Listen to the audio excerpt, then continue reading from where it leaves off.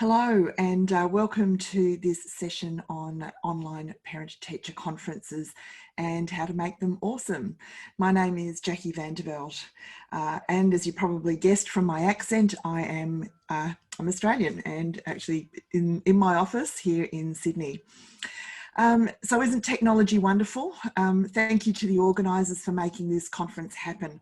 I'm delighted to be part of it and to present some of my thinking and the work that I am doing in coaching teachers for online parent-teacher conferences and how to make them awesome.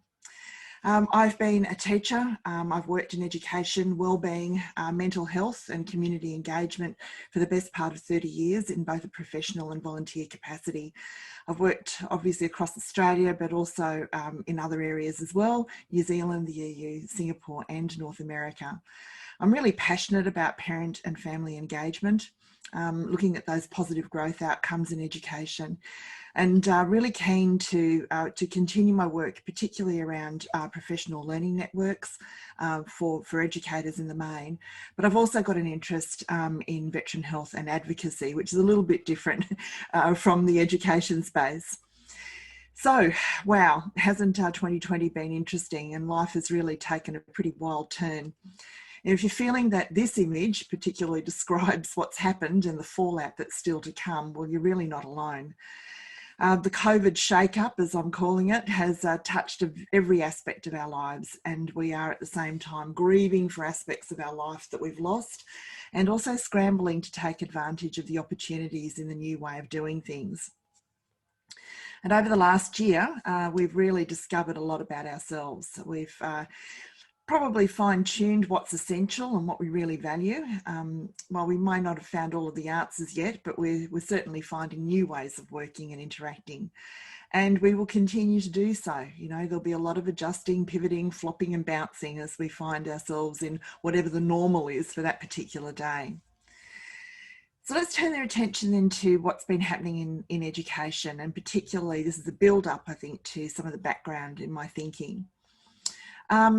I've been, obviously, like many of you, watching the commentary on education, and some of that commentary and discussion has been interesting, some of it perplexing, and at times utterly disappointing. There's a lot of fear and blame and anger. But if we stop for some more thought and we stand back and we have a look at that bigger picture, I'm hopeful that we can see the world of opportunity from where we now stand. As we become more comfortable with and able to with the technology and video calls in particular, we've got a different way of doing parent-teacher meetings. You know, this is really now possible. Not only possible, but in some places we've got jurisdictions that are actually saying that this is the only way that parent-teacher meetings are to take place. So we've all really wanted to have those deeper conversations about student progress, to really work with home and school together to co-create ways of keeping learning and development heading in that right direction. But none of that's been particularly possible with the old ways of doing parent-teacher interviews. And if any of you are still locked in or were locked into the speed dating type of parent-teacher interview, you know that that sort of stuff is really not possible in the time frame that you're given. So for parents and teachers to work together, they will be far more effective if they can connect and share their vision and purpose. For a significant period of my professional life, I've been working with schools and educators to create blended learning programs. And one of my coaching themes has been centred on normalising online teaching and learning and encouraging conversations and shifting the thinking about online from something that is rare and different to something that is part of everyday tools and strategies that are available. While parents have been living what I call radical parent engagement over this year, and depending on where they're situated, the level of restrictions, the resources and resources available, this has been a varied and very stressful experience for many parents, students and teachers. So when it came to thinking about designing new ways of engaging with parents, I was initially struck with the question, do we really want to replicate teacher conferences as they were in the face-to-face context and bring those largely unchanged into the online setting? Or do we really want to do something different? Was it worth looking at what was good about the the old practice or the existing practice and reflect on how we could make it even better? Or do we want to throw the whole thing out again and start again? And the more I thought about it, the more I was really erring on the side of redesigning almost from the ground up. So I'm going to take you on a bit of a journey, looking at what's influencing my thinking about online parent-teacher meetings. And I will be dipping into a number of different areas. So the first area is the research that has been undertaken in Australia about parent-teacher engagement. The homeschool visit practices, primarily pioneered by the Parent-Teacher Home Visit Organisation in the United States. Language and how we construct conversations that can lead to positive and desired change, and that effectively creates a new mindset, and then scaling as a navigation tool. And the aim will be to blend all of these or synthesize all of these aspects that it all influences into a series of checklists that will help you prep for really good and awesome online parent-teacher conferences. So across Australia in 2010, 2011, and then again in 2015, 2016, the three peak parent bodies in the state of New South Wales and Australia, where I am, commissioned research into parent engagement in education in the Australian context. Now, largely, a lot of that research has happened in the United States, and it's always wonderful to be able to stand on the shoulders of our colleagues elsewhere. But this is really significant because it was the first study that had genuinely included, well, in Australia, it was the first study that had genuinely included parent voice in the research, and parent voice that was reflected in the findings. Now, the findings and recommendations are extensive, but there are some parts of that that are particularly relevant to the conversation about what parents want. Now, there were 7 points that made up the what parents want. They wanted their children to be happy. They wanted the school to provide a safe and supportive learning environment. They wanted to be part of a welcoming and constructive school community. And they wanted schools to prepare children for life and not just for tests. But the next two are really important when it comes to considering what we might do or how we might change our thinking or influence our thinking about online parent-teacher conferences or parent-teacher conferences face-to-face, if we go back to those. So the two things to consider that I think are important out of the 7 are that the school, parents expect school communication processes to be clear and effective. And they also want meaningful dialogues between home and school.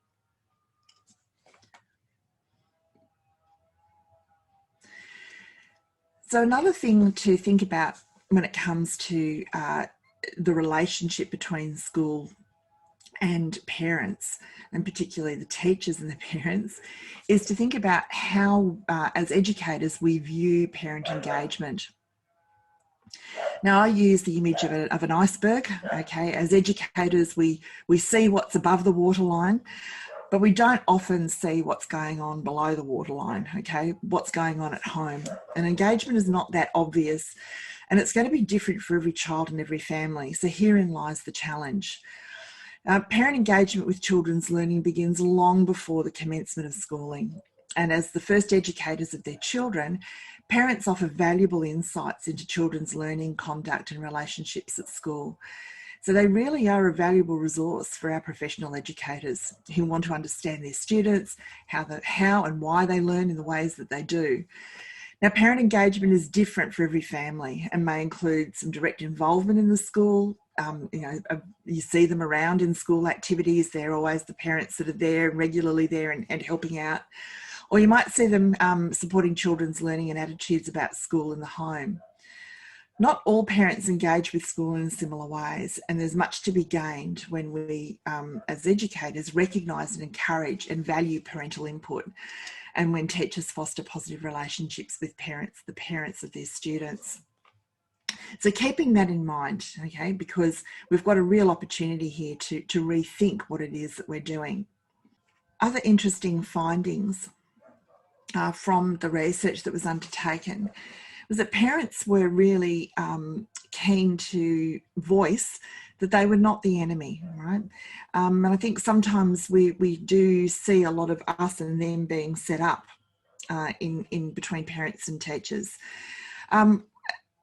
Parents said that they understood that teachers have a tough job and that they respect that.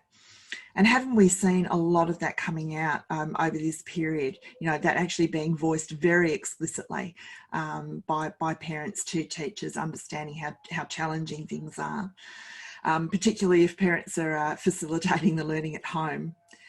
But also too, the other thing was that if teachers don't make themselves available, then they won't even step outside of the classroom or the school gate. How to chat with us, or how can they expect us to feel comfortable about getting involved or engaged in our children's learning?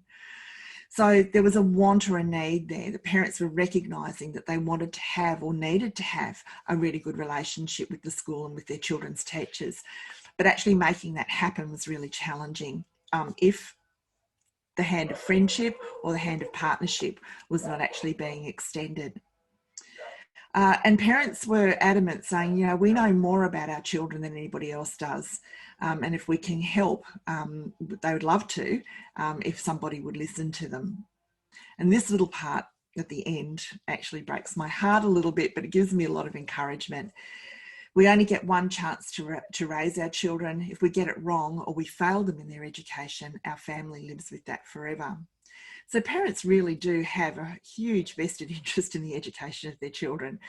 It doesn't always manifest itself in the way that we would expect it to, but with very, very few exceptions, parents want the very best for their children, and they will do the very best they can for their children with the resources that they have available to them. So again, doesn't always manifest itself in the way that we would expect it to, but parents do have their children's best interests at heart. I'm a huge fan of the work of the Parent Teacher Home Visits organisation. Parent Teacher Home Visits, if you haven't heard of them, and I can't believe too many people wouldn't have heard of them, they've been operating for some time with huge success across the United States. But their aim is to connect the expertise of the family on their child with the classroom expertise of the teachers. There's a formal program, visits are organised, they're not informal, okay? So the aim is to set up a meeting between home and school outside of the school setting. And the student home provides the most opportunity for learning and sharing. But teachers also meet those families in a park, a library, or a coffee shop if needed. So wherever the family is going to feel comfortable. Now, as you can imagine, there are all sorts of concerns about protocols that need to be addressed and adhered to. There's work health and safety, industrial issues, and so on. They're all important, and I'm certainly not advocating that we dismiss them, but I am challenging them as reasons for inaction. The opportunity we now have is to be creative about the parent-teacher interviews. For some time, advocates for homeschool visits have been making some ground. 50 years of research shows that the benefit to educational outcomes for students when parents, families and communities in the school engage are huge. The culture shift required to make these home visits happen, has it been too big? Well, I do think possibly it has been. And there are certainly workflow and workload consequences for educators as well. But we do have an opportunity for educators, parents and families to engage like never before. And online parent-teacher meetings are a fantastic soft entry into the world of homeschool visits. It is a simple way of bringing the school landscape and the home landscape together. It's a greater opportunity for parents and teachers to meet as equals and partners in the education of children. And those perceptions of unequal power balance can really be challenged with online parent-teacher meetings. A greater democratisation, if you like. Online is not the school landscape and it's not the home landscape. It's a new place, but one where the participants have got the comfort, security and ease that comes from their chosen physical landscape for the online meeting. To engage parents as partners, we need to develop a new mindset and craft possibly some new language as well. So I'm going to start with reframing some of the assumptions that we might have about the way in which we engage with parents. So educators are problem solvers, and as a rule, we tend to be a little bit problem focused. We scan for problems. We scan for problems. Okay, start again. Educators are problem solvers. Now, as a rule, we tend to be a little bit problem focused. We scan for problems. Educators are problem solvers, and as a rule, we tend to be a little bit problem focused. We scan for them, we do risk assessments for them, and over time we develop this kit bag of fixes. And so even though we might say that we are strengths focused or solution focused, we often find that our default position is back looking at the problems and trying to fix them all the time. And let's face it, many of us in education are the go-to people for solving problems, and it is pretty exhausting. So how can we turn all of this around? Well, it does actually require us to think about things differently. So what I'm suggesting isn't ignoring problems. I mean, they are there, right? But the way we look at them is really going to be quite different. If we start saying to ourselves, the problem is the problem, the student, the parents, our colleagues are not the problem, right? So we're taking the problem outside of the person. Problems don't necessarily indicate a personal deficit. So even though there is an issue there, we're not saying that the person is somehow flawed because of having that particular difficulty or challenge. And problems happen in the interactions between people rather than inside them. So if you're able to see the problem sitting as a bubble between people, you've got the problem to deal with rather than the people being imbued with the problem. The other thing too is that problems are not always present. There are exceptions. And in fact, there are probably more exceptions than there are occurrences of the problem when you start looking for those exceptions. And all of these things combined actually help you to find solutions very easily. And often what you'll find is that complicated problems don't always require those complicated solutions. So then the past. I don't know what it is about people who work in the helping industries or education, but particularly in education, what I've found over many years is that for some reason we have this almost pathological desire to find out what occurred in the past, leading all the way up to the point that we find ourselves in. And I think that that in itself is not always useful. In fact, if I look and reflect over my own experience, I'd have to say that was knowing all of that history helpful or useful in actually getting a better outcome? And I'd have to say the answer is probably no. Okay, so the conclusion that I've arrived at through work and reflection is events just happen. Okay, exploring the past leads to blame, whereas the goal from here on is to actually develop responsibilities for the future. And that's certainly the goal of a lot of the work that we do in parent-teacher conferences. If you're then exploring a problem-free future, you avoid having to dwell on or understanding the past. Okay, so there's a little tool there to actually explore problem-free futures rather than dwelling or understanding the past. And while diagnoses are actually important for us in our work, you don't have to have your diagnosis or the student's diagnosis determining the future.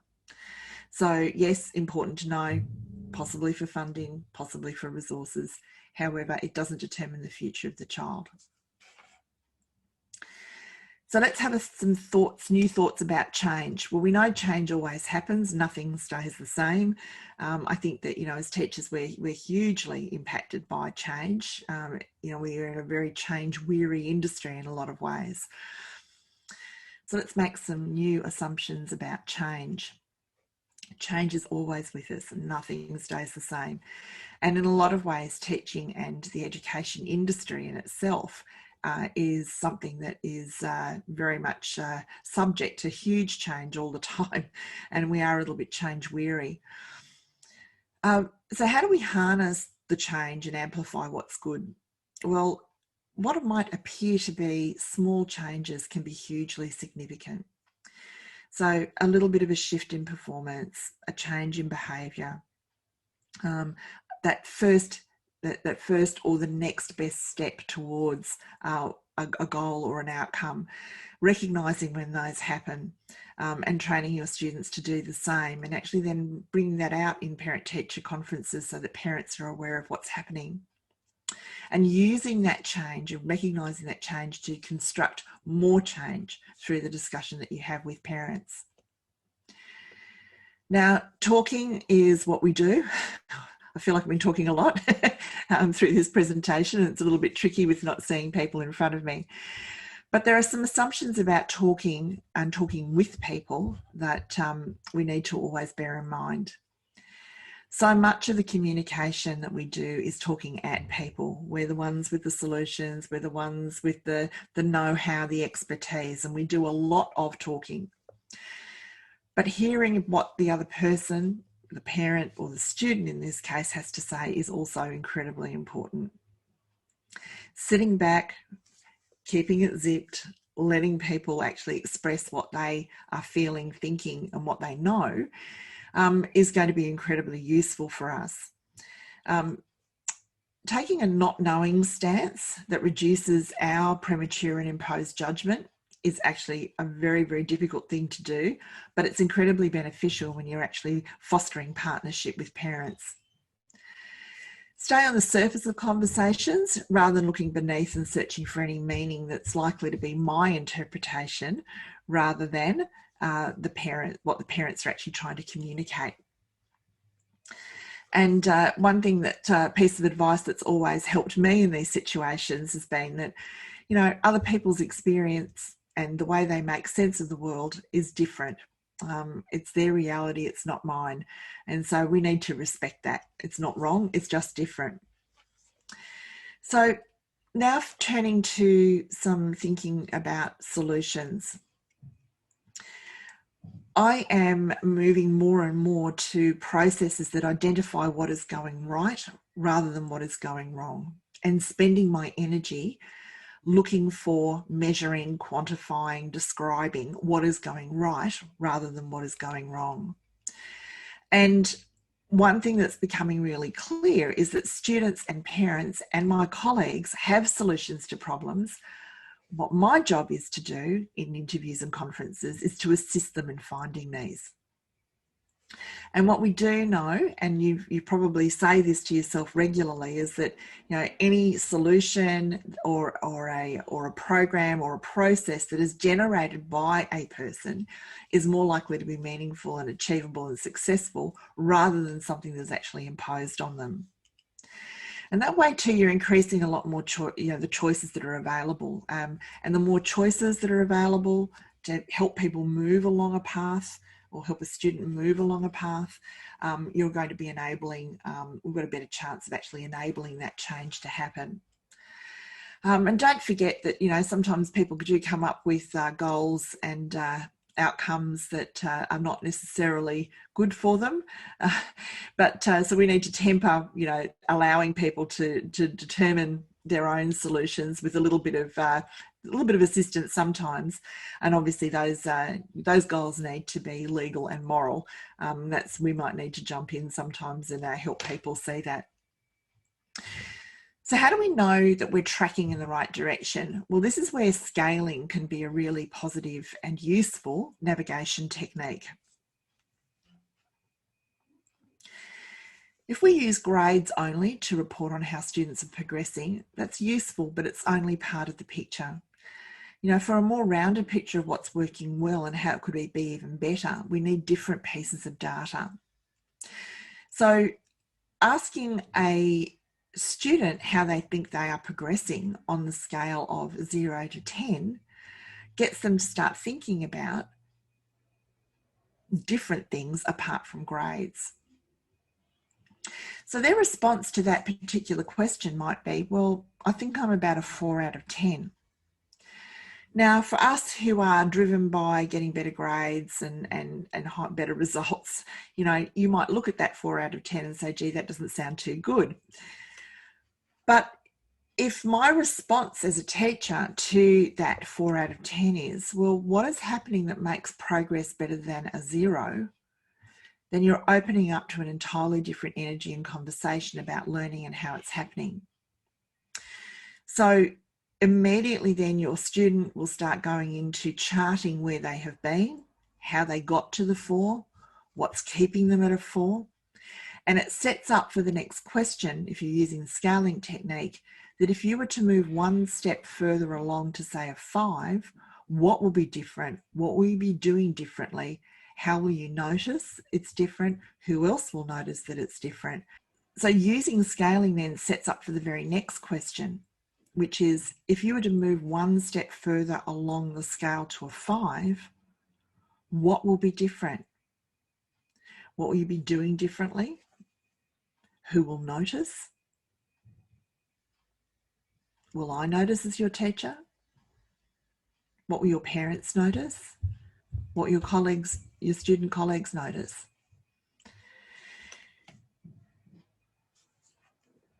So it actually helps to navigate into solutions about how progress can be creatively discussed. So you can flip this around too and use it from a, from a teacher's perspective or from a parent's perspective.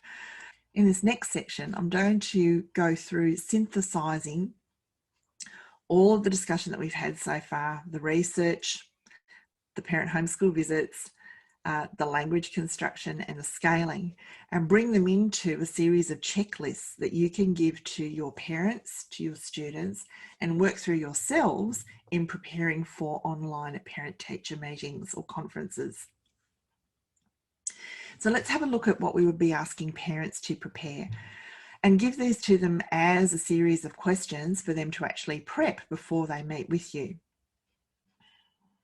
So I'd be asking parents to prepare a list of changes that they have seen in their child's learning, no matter how small.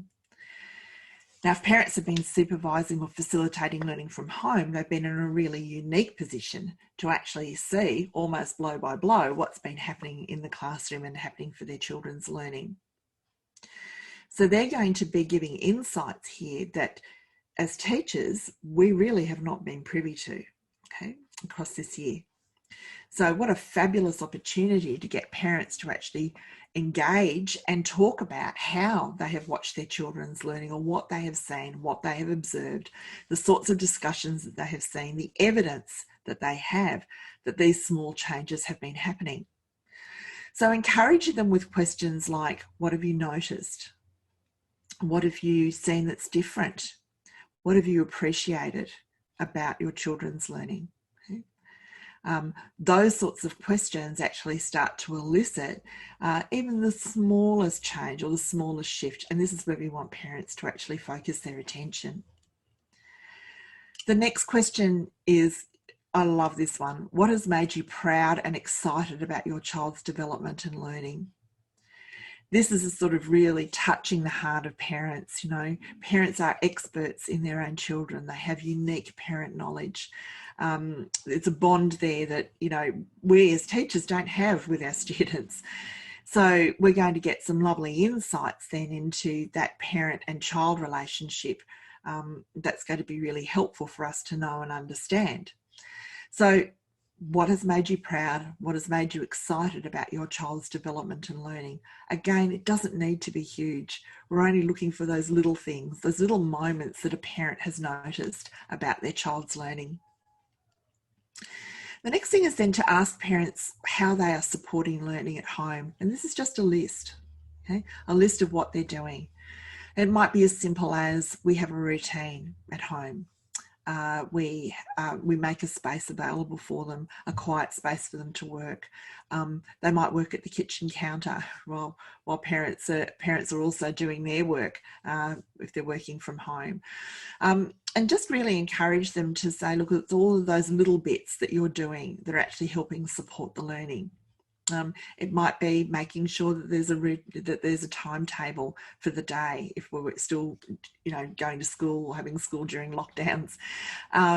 It might be that parents are enforcing a break too, you know, particularly for older students who might be, you know, quite anxious and doing lots of, you know, really hammering the books as they prepare for final exams and so on. But just keeping keeping balance, keeping family life normal, all of those sorts of things are actually how they are supporting learning at home. And then encourage them to talk about what they think would be useful for you as the teacher to know about the child that's going to help you do your work in teaching the students. And this is where you're actually starting to bring out all of those unique things that only parents know about their children that they want to share with you. The next one is to ask parents what they would like to see change in their child's learning. And how would you know, or how will they know that those changes have happened? What evidence will there be? What will they notice will be different? How will they know that it's happened? So really getting them to engage at quite a deep level at that point about what will the differences be. And is there anything more that they want to know about you, about the program, or programs that students are undertaking, and how best to communicate that to them? You know, is it email? Is it telephone call? Is it another online video call? So you can see as we track through those questions, we actually are building parents up to a deeper and deeper conversation and sharing conversation about what they know and what they have seen and what they want for their children and their children's education.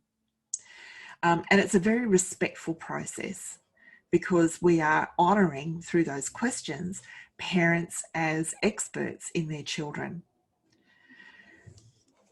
As a teacher, let's have a look now at the questions that we will be preparing for those online parent-teacher conferences.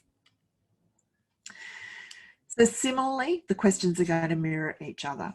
So I would be preparing a list of the changes and achievements in this child's learning, no matter how small.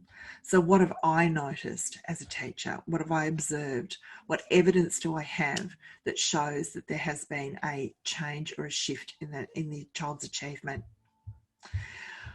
What makes me proud and excited to teach this particular student? Now, sometimes you might have to dig a little bit deeper and sometimes it's a bit challenging, but one little thing, okay, can shift a conversation with a family and with a student. Then I'd be looking at the strategies that I'm using in my teaching that I know work with this particular student. And this speaks to learning style, but it also speaks to the way in which teachers undertake their craft. So it's an opportunity for you to show the expertise that you have and your understanding about how that is applied to each student in your class. The next thing I would prepare would be a list about what's useful for parents to know about what I am doing with my class and what I'm doing with this particular student and what I'm observing about this student that would help parents support the learning at home.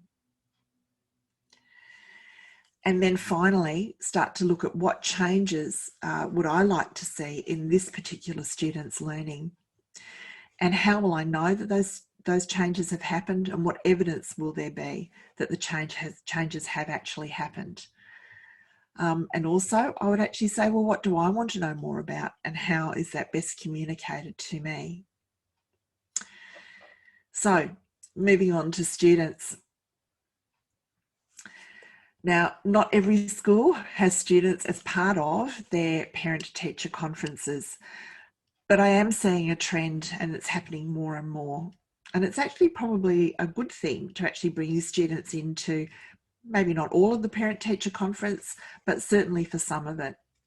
And the questions here also mirror the ones that we've just been through with the teachers and with the parents. So asking students to prepare a list of changes that they have seen in their learning, no matter how small. And you might need to temper that too for the age, at the age and the development of the students that you're talking about. But certainly students will be able to have a view and be able to articulate what they're proud and excited about when they're learning. And they will be able to talk about how they teach, what their teacher does that helps them learn. And they will also be able to talk about what parents are doing to support the learning at home. The next question is something that I don't think we necessarily have always asked our students. We've kind of picked it up a little bit by osmosis. But asking students what do they think would be useful for their teacher to know about them that would help them in their learning would be really, really interesting. And it does actually bring out some quite interesting responses from students too, some of them completely left field. But it's always good to engage them with this because you just pick up some real gems. Then asking students what they would like to see change in their learning. And how will they know that those changes have happened? And what evidence will there be that the changes have happened? And you'd be surprised that even the little ones know exactly what evidence there will be. Who will notice? What will you see? And so on. So using the noticing and the appreciating questions to actually get them to explain or describe what those changes might be. And then also encouraging students to tell you what they want to know more about and how is that best communicated to them. And particularly if we're working remotely for, a longer period of time, or even if we have short periods while we're working from home or doing school from home or remotely, that communication piece is actually really important. So the future is exciting and it's open to new ways. Remember, parents are still parents, teachers are still teachers, students are still students. Every person is capable of taking control of parts of the process for which they are responsible. So if you would like to continue the discussion with me, please feel free to connect with me via social media or to email me. And if you do use some of the techniques that I've been talking about here, I would love to hear how they're working for you. So please drop me a line. Enjoy the rest of the conference. Thank you.